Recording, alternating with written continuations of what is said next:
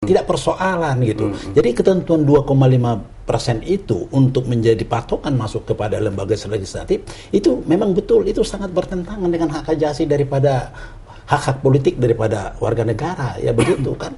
Nah di sini pun ya di dalam kita lihat di Undang-Undang Dasar 45. Tapi itu bukan berarti ketakutan dari partai baru ya? Apanya? Bukan ketakutan dari partai baru ya? Kita tidak takut untuk itu.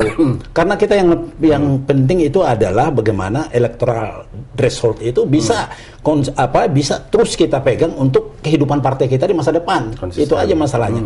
Hanya kerugiannya bahwa apabila kita tidak memiliki wakil di lembaga perwakilan rakyat, kita tidak bisa berpartisipasi. Artinya suara rakyat yang diamanahkan ke partai itu beberapa partai akhirnya tidak berfungsi bisa terakomodasi. Ya. Sedangkan kita tahu bahwa DPR itu adalah suatu institusi yang membuat kebijakan-kebijakan untuk kehidupan negara dan bangsa ini. Inilah yang saya lihat memang dalam undang-undang pemilu kita ini sangat paradoks.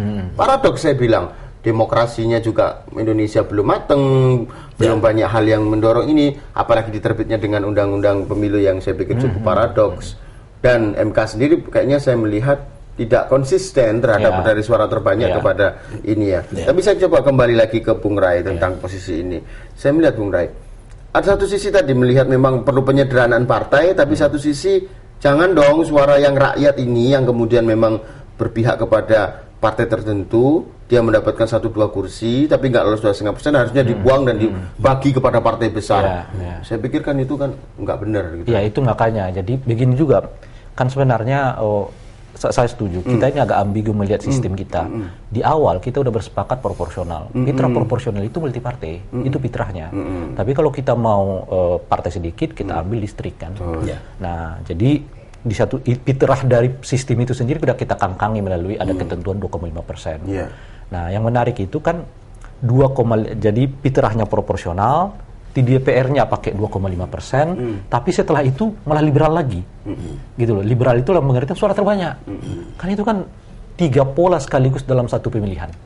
Pola pertama adalah proporsional di mana fitrahnya adalah multipartai. Di tengah-tengahnya itu kita pakai 2,5% untuk menyeleksi partai politik. Tapi setelah dapat 2,5% itu partainya mana saja, kursi yang diperoleh oleh partai itu diliberalisasi lagi, yaitu kembali kepada suara terbanyak. Artinya sebenarnya kalau mau konsisten, multi partai sederhana di sini kita pakai 2,5%, tidak ada suara terbanyak. Itu yang namanya konsisten. Nah, tapi kalau di sini multi partai tidak ada 2,5%, di ujungnya adalah suara terbanyak. Itu konsisten namanya. Iya, ini persoalannya nggak konsisten itu.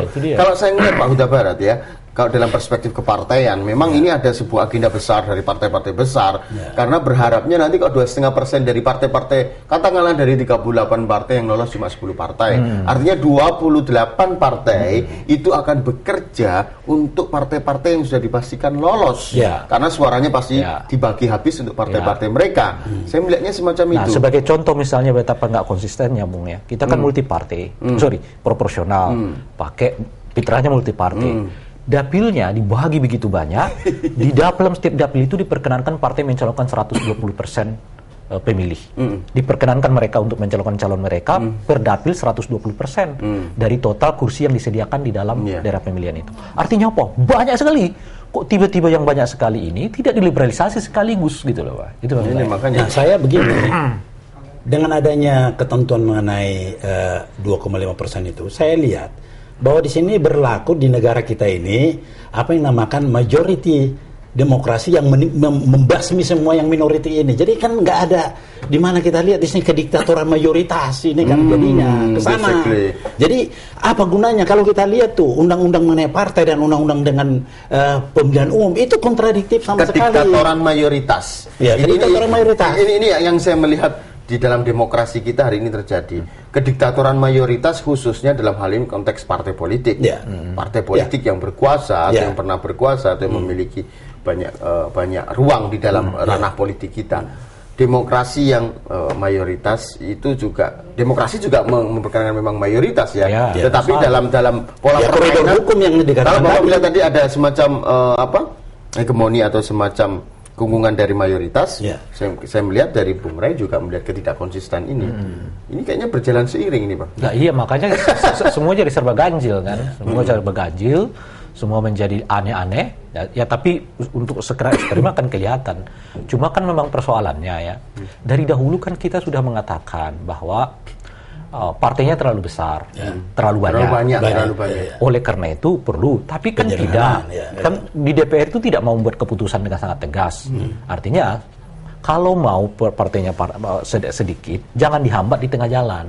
Mestinya dihambat sejak dari awal. Katakan misalnya syarat pendirian partai politik dibuat sedemikian rupa, beratnya dan sebagainya. Gitu. Artinya kita masih jauh ya dari yang namanya demokrasi yang substansif untuk mengantarkan rakyat yang lebih dewasa. Ya begini masalahnya begini. Kalau kita lihat perjalanan sejarah demokrasi pada suatu negara modern di Amerika, itu kan memerlukan waktu 200 tahun. Oke, 200 tahun. Kita akan lanjutkan. Dipaksakan sekarang ini di negara kita ini, yang nggak jelas. Sistemnya pun nggak jelas. Apa distrik, apa proporsional, nggak jelas. Nanti kita akan lanjutkan diskusi kita. Sangat menarik pemirsa. Tetap di dalam Inside Strategic Forum setelah pariwara berikut ini.